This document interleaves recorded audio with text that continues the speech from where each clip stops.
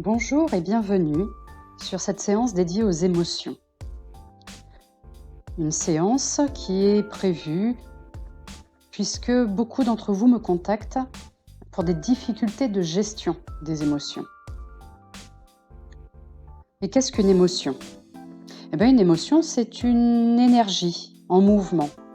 Une émotion, elle naît d'une sensation à l'intérieur de nous et elle s'exprime physiquement. C'est une énergie qui se transmet. On peut le voir, des personnes qui sont en colère, qui expriment leur colère, bien souvent, en face d'elles, vont engendrer également des réactions de colère. Ou bien lorsque l'on fréquente des personnes qui ont une joie communicative, on ressent du mieux-être, on est heureux.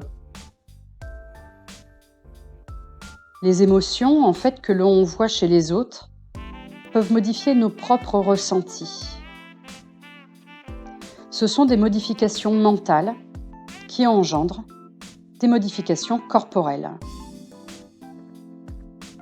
Il n'y a d'ailleurs qu'à voir par la pensée, lorsque l'on se rappelle d'un bon souvenir, du contexte, des ressentis du moment, ça provoque en nous une émotion physique à l'intérieur. On ressent des choses, ça s'exprime à l'extérieur, sur notre visage, sur notre attitude, notre comportement, notre mode d'expression. Et du coup, lorsque cette émotion perdure dans le temps, on parle d'humeur. Lorsque cette humeur perdure dans le temps, cela devient un comportement pouvant aller jusqu'au trait de caractère.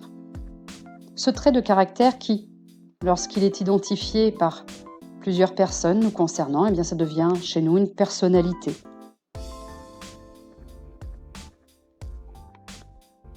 On peut modifier et arranger nos pensées.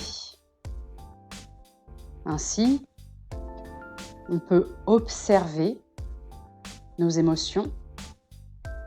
Les observer, quelque part, c'est aussi les accepter. Et ainsi, ne pas être focus dessus. Le fait de les observer, quelque part, on se met à distance. On se met à distance des émotions et ça ne leur donne pas de l'ampleur. On accepte nos émotions, on les observe et ainsi, ça permet d'éviter qu'elles ne prennent de l'ampleur. Lorsque l'on a des pensées qui engendrent donc des émotions, il y a une analyse qui se fait au niveau du cerveau, avec une libération de ce que l'on appelle des médiateurs chimiques. Et ça, c'est tout à fait naturel, c'est physiologique. Ça se produit tout le temps. Alors, en observant nos émotions et en les modifiant, on agit directement sur nos médiateurs. Alors, on peut se poser la question.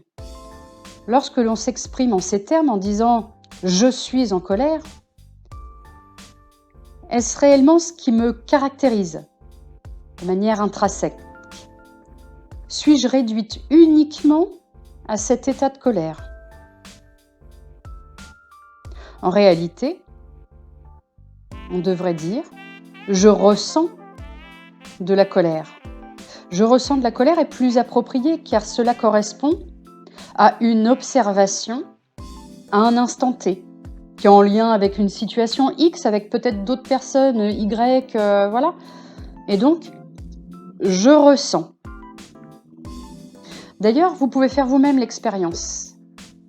Peut-être qu'en fermant vos yeux, à partir de maintenant, afin de faciliter justement votre attention, qui se porte sur vos ressentis et sur les images sous vos paupières. Je vous invite là, dès maintenant, à penser à une situation que vous avez vécue. Vous avez ressenti de la joie. Oui. Voilà, cette expérience où vous avez ressenti de la joie, où il y avait de la bonne humeur. Vous revoyez le lieu, les personnes qui étaient là, ou pas, les situations où vous ressentiez de la joie. Peut-être pouvez-vous entendre les rires, les réflexions, entendre les attitudes et voir la bonne humeur. Peut-être pouvez-vous sentir, ressentir. Là maintenant, en vous, peut-être observez-vous des frissons ou bien une légèreté, ou bien toute autre chose qui vous ramène à ce ressenti de joie. C'est agréable. Votre pensée a permis une modification chimique qui a modifié votre ressenti corporel. Du coup, on peut dire « je ressens la joie ». Vous prenez conscience que vous créez vos ressentis par vos pensées. Vous expérimentez cela par une partie de vous, tandis qu'une autre partie de vous est avec moi dans l'écoute et la réflexion peut-être. Consciemment, vous mettez en place cette émotion. Alors qu'au moment où vous l'avez vécue, c'était totalement inconscient peut-être. La plupart du temps, nos émotions, elles sont inconscientes. Parfois, on se dit « qu'est-ce que je suis bien là !» Waouh, là vraiment, je me sens bien. On a tendance même à prendre parfois une grande respiration, comme pour l'ancrer à l'intérieur de nous. Mais dans la plupart des cas, nos émotions, on les ressent de manière inconsciente. Le passé a créé des expériences que nous avons vécues, et donc des émotions, des humeurs, des comportements. Tout ceci s'est ancré à l'intérieur de nous. Aujourd'hui, lorsque vous vivez une situation, le cerveau va au plus simple et fait des liens avec nos apprentissages passés.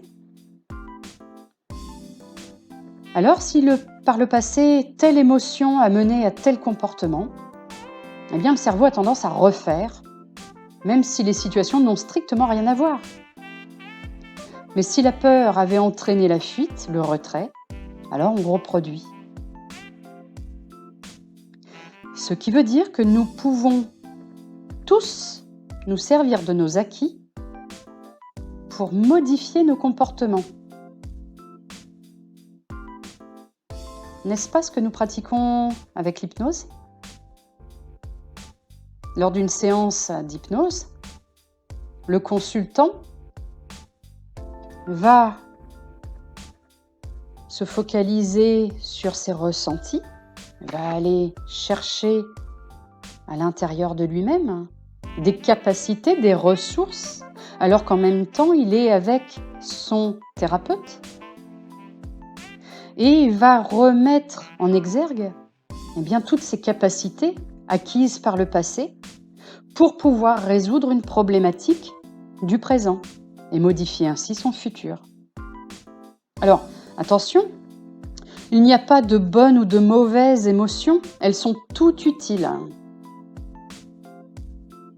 Toutes utiles puisqu'elles permettent de répondre à un besoin humain.